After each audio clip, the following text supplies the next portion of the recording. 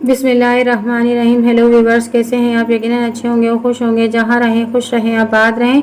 तो आज हम बनाएंगे मज़ेदार पकवान में खोया। बहुत ही मज़ेदार लजीज सा खोया। आधा किलो दूध से आधा किलो ही खोया तैयार करेंगे घर में बआसानी और बिल्कुल बाजार जैसा खोया तैयार होगा। तो चलते हैं टाइम ज़ाया के बगैर अपनी रेसिपी की तरफ।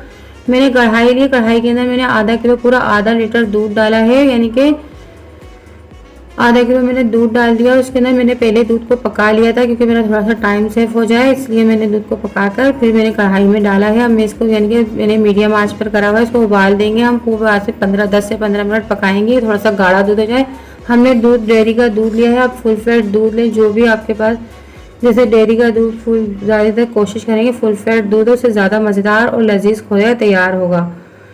क्योंकि आजकल खालिश दूध तो मिलते ही नहीं है, बहुत ही यानी कि पानी बहुत ज़्यादा होता है। आप इसको इतना पकाएं कि थोड़ा सा एक गाढ़ा हो जाए। 10-15 मिनट देखें, साइडों से मुझे आपको दिख रहा होगा कि इसके अंदर बॉयल आ रहे हैं।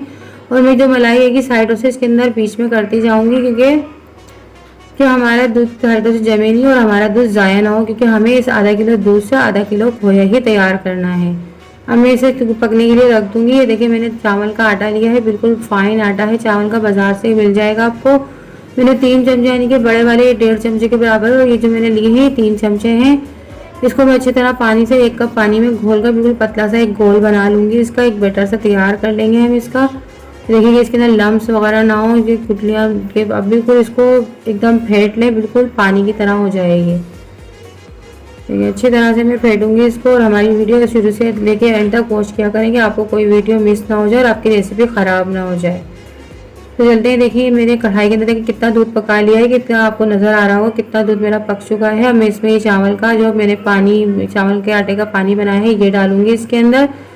और ये बहुत ही मज़ेदार सा खोया बनता है। मैंने लिया है 1 चमचा देसी घी, ले सकते हैं। हाँ, मेरे पास बनास्पति था, मैंने वही डाला। आप देसी घी डालेंगे तो और मज़ेदार और लजीज सा ये आपका खोया तैयार होगा। मैं थोड़ा सा घी बचा लिया है मैंने, और 1 चमचे के बराबर थोड़ा यानी कि मैंने डाल दिया है।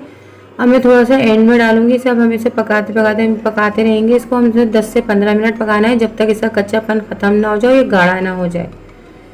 ये देखिए अच्छी तरह से आप ज़रूर बना के ट्राई करिएगा। आधा किलो दूध लिएगा और आधा किलो ही इसका वज़न निकलेगा। आप जब बनाकर इसे तैयार करेंगी तो देखिए अभी मुझे 10 से 10 मिनट हो गए। इसे मैं मीडियम आंच पर पका रही हूँ, तेज़ आंच बिल्कुल भी नहीं करनी है आपको।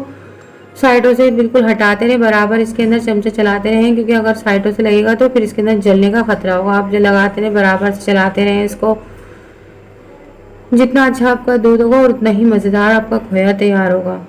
फिर देखें साइडों से मैं बिल्कुल कर लूँगी, क्योंकि बाजार जैसा हमें खोया तैयार करना है। जो आपको मिलता है आजकल खोए कितने, अब बिल्कुल प्योर खोया बनाएंगे हम, उसकी भी रेसिपी आपको बताएंगे। और अब ये बिल्कुल बाजार जैसा खोया हमने तैयार किया है।